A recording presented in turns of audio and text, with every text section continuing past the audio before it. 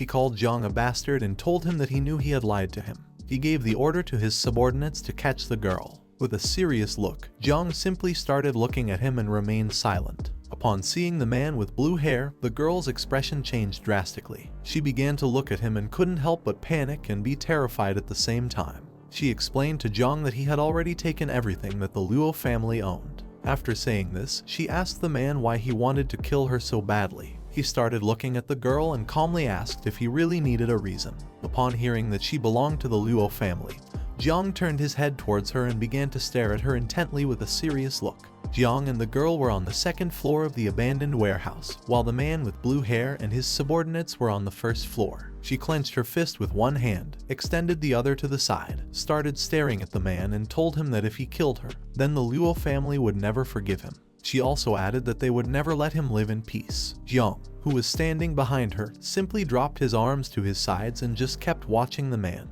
Upon hearing this, the man with blue hair couldn't help but burst into laughter. He asked her if she truly believed that a family like the Luo family was capable of doing this. At that moment, his subordinates began to look at the girl and couldn't help but smile. While he had one hand on his waist, he lowered his head, put the other hand over his face, and couldn't help but laugh at the thought that a second-rate family with a little money really took themselves seriously. He revealed to the girl that without the protection of the Xiao family ancestors 100 years ago, the Luo family would have been annihilated long ago. Upon hearing this, one of his subordinates unsheathed his sword and the others started laughing. Zheng Tai crossed his arms, stared at Jong intently, and couldn't help but smile. After saying this, he removed his hand from his face, lifted his head, and with a serious look, he told her that in the eyes of the Xiao family, they were no different from humble peasants. He also added that for him, they were just cattle that the Xiao family could slaughter. Upon hearing this, Jong turned his head towards him and with a look filled with hatred,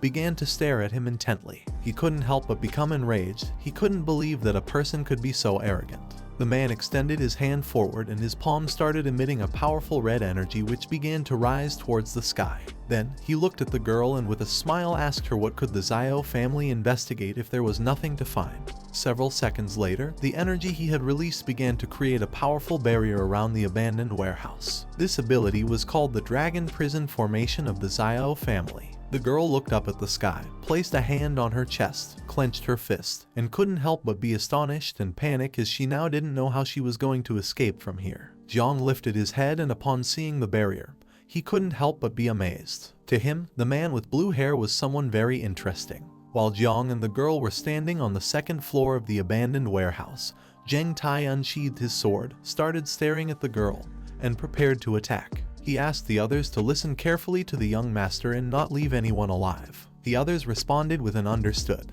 The man with blue hair, who was standing next to Zheng Tai, simply remained silent. Several seconds later, Zheng Tai prepared to attack, but at that moment, the man with blue hair stood in front of him and put his hand up to indicate for him to stop.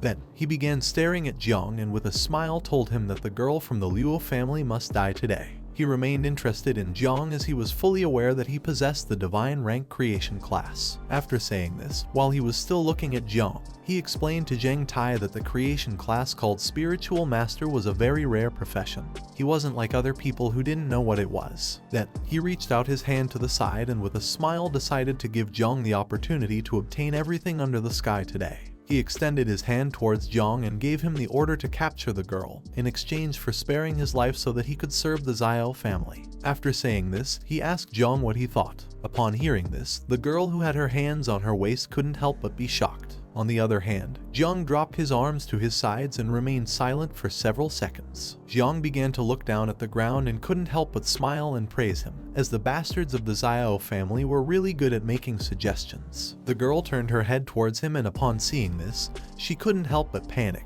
wondering if Jong was really going to accept his proposal. With a murderous look, Jong stared at the man with blue hair and rejected his offer, mocking him by telling him that the Xiao family could go to hell. After saying this, he tightly clenched his fists, and while his body was releasing the poisonous mist of Little Nine, with a serious look he told him that he refused. He also asked him if he could come for him if he was looking for a fight. The girl turned her body towards Jong, brought her hands close to her chest, and upon seeing that his body was surrounded by the poisonous mist, she couldn't help but take a few steps back and become terrified. She began to wonder what was happening. Upon hearing that Jong had rejected his proposal, the man with blue hair couldn't help but become enraged, as this was a dishonor to him.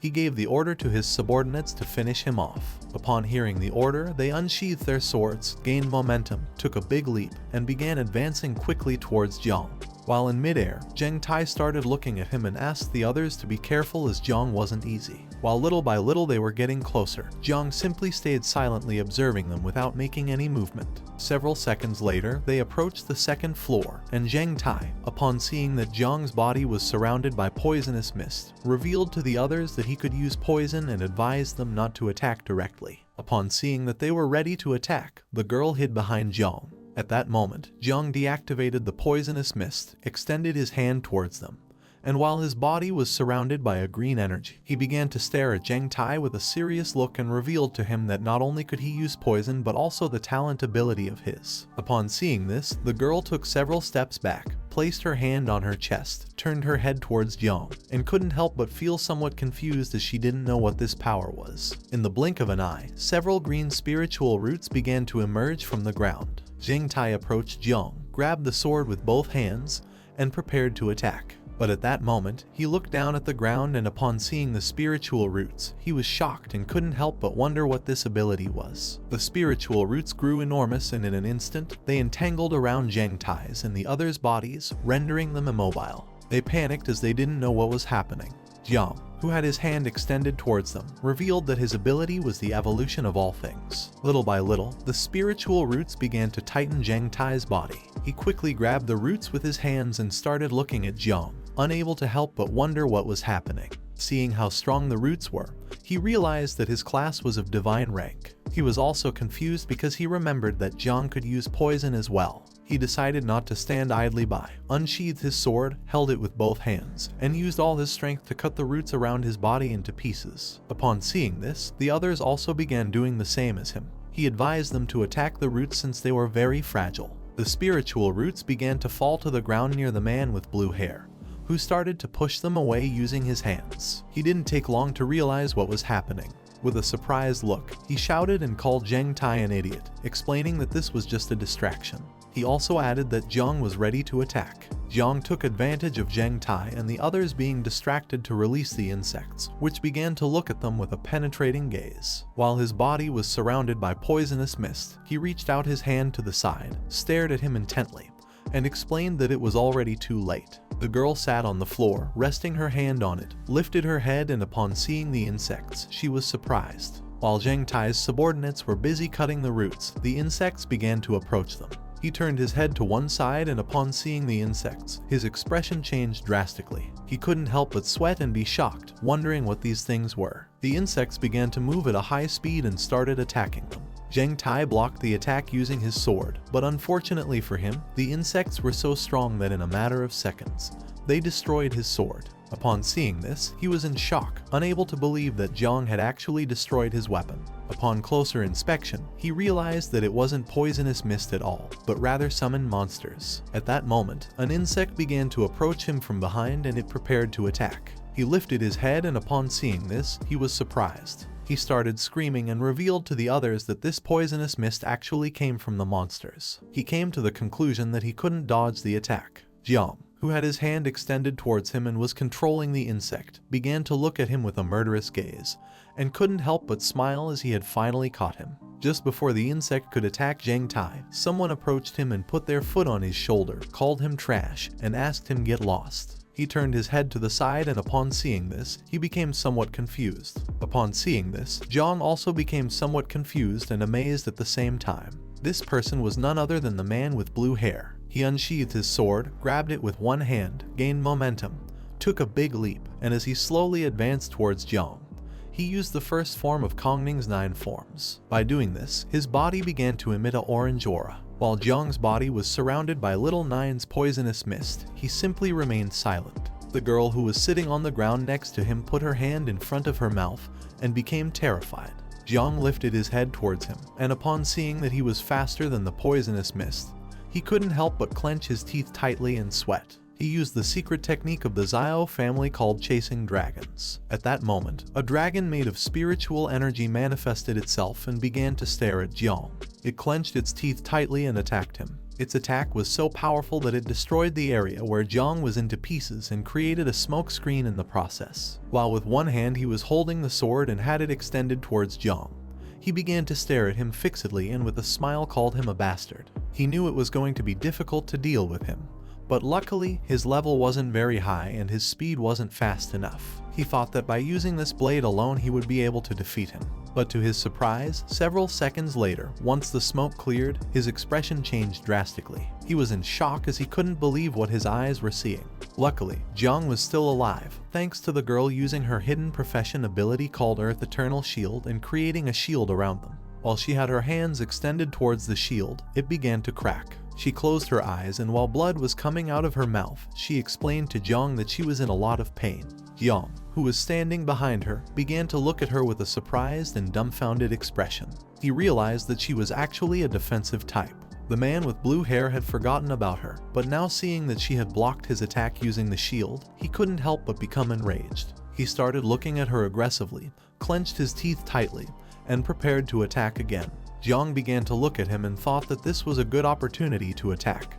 He extended his hand to one side, releasing the poisonous mist. Several seconds later, he landed on the ground. At that moment, several insects began to approach him quickly from behind. One of his subordinates, who was lying on the ground, reached out towards him and caught his attention to ask him to be careful. While holding the sword with one hand, he turned his head back and upon seeing the insects approaching quickly, he became alert. At that moment, he grabbed one of his subordinates by the hood. Upon seeing this, the subordinate became somewhat confused as he didn't know what was happening. While with one hand he was holding the sword, with the other he grabbed his subordinate by the hood and placed him in front of himself to use him as a shield. Since the insects were not very smart, they attacked his subordinate instead of him. The insect's attack was so powerful that their bodies were thrown backwards. His subordinate was seriously injured. While his body lay beside him, he placed a knee on the ground, leaned the sword against the ground, rested his arm on the other knee, and began to look down at the ground and cough. Jong came down from the second floor, started approaching him and couldn't help but think that he was a nasty bastard for using one of his own men to block the attack.